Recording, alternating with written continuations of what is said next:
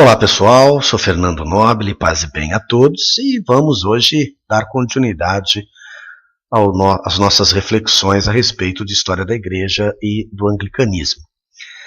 No último vídeo eu falava com vocês a respeito do Henrique VIII, que não aceitou a decisão do Papa da época de anular o seu casamento com Catarina de Aragão e resolveu então, por questões políticas, por entender que a questão aí era política, porque só para vocês saberem, o Henrique VIII teve com a Catarina de Aragão 6 filhos, sendo que 5 morreram, restando apenas uma filha mulher.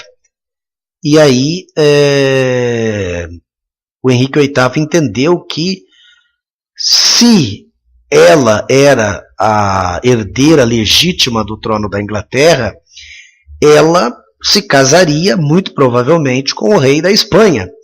E aí você já viu quem ficaria com o trono da Inglaterra. E Henrique VIII não admitia isso em hipótese alguma.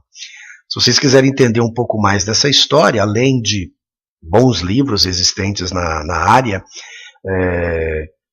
o próprio site da Cielo, que traz muitas dissertações de mestrado, teses de doutorado a respeito do assunto, também existe uma série produzida nos Estados Unidos chamada Os Tudor, que deve ter aí no YouTube para assistir, ou tem nas locadoras para alocar. Uma série muito interessante e relata de forma bem fidedigna a história que ocorrera nesse período.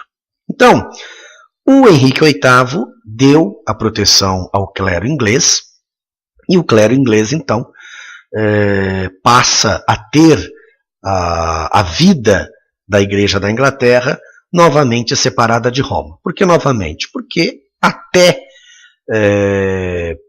mais ou menos o ano 500, a Igreja não caminhava com Roma.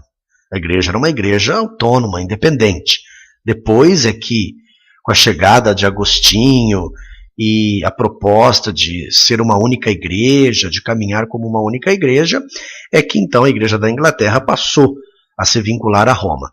Mas, com esse episódio aí do Henrique VIII, a Igreja da Inglaterra viu a oportunidade de se separar novamente de Roma, porque ela não concordava com uma série de exigências, com uma série de normas que a Igreja romana propunha. A Igreja anglicana, no seu início, ela sofreu muito, porque dependendo do monarca que estava no poder, a Igreja ora voltava ao jugo romano, ora voltava a ser uma igreja independente. Então, subia um rei que era de linha católica romana, a Igreja da Inglaterra passava novamente a ser católica romana. Se subia ao trono um rei que era protestante, passava a viver agora a Igreja da Inglaterra como protestante. Isso foi durante uns 3, 4 reinados, até que, ao subir ao trono a Rainha Elizabeth simplesmente decretou aquilo que ficou conhecido na história como a Via Média. Então, o que é essa Via Média? A rainha entendeu que a Igreja da Inglaterra ela tinha toda uma tradição católica, mas também toda uma tradição reformada, e que ambas poderiam conviver juntas. Então, aquilo que não atrapalhava a Igreja, ou aquilo que não era questionado dentro dessa tradição católica, deveria se continuar na Igreja. E tudo aquilo também que a Reforma Protestante conseguiu e garantiu de positivo para a Igreja, também deveria ser conservado. Então, a rainha propôs exatamente a Via Média.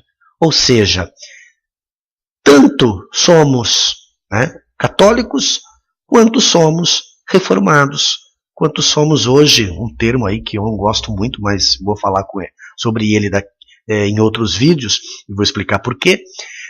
A Igreja também é tanto católica quanto evangélico. E esse termo evangélico aí que eu não sou muito fã, que eu não gosto muito dessa expressão, porque eu explicarei num próximo vídeo a minha visão a respeito dessa terminologia.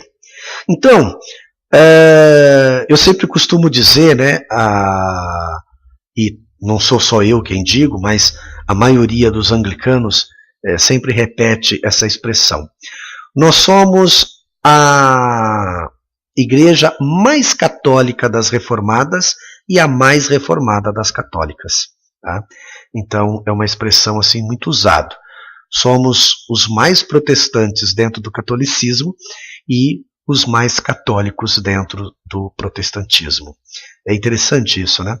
Aquilo que muita gente achou que era impossível uma igreja ser simultaneamente católica e evangélica, ou protestante reformada, nós anglicanos provamos que é perfeitamente possível, desde que se entenda os termos. Se os termos ficarem muito claros e nós soubermos o que significa um e outro, é perfeitamente possível a igreja caminhar desta forma. E é esta a riqueza, é esta a beleza. Eu falo que quem conhece a igreja anglicana se apaixona. Quem conhece a igreja anglicana não consegue deixá-la mais, porque ela é mais ou menos assim: ame ou odeie. Até um próximo vídeo.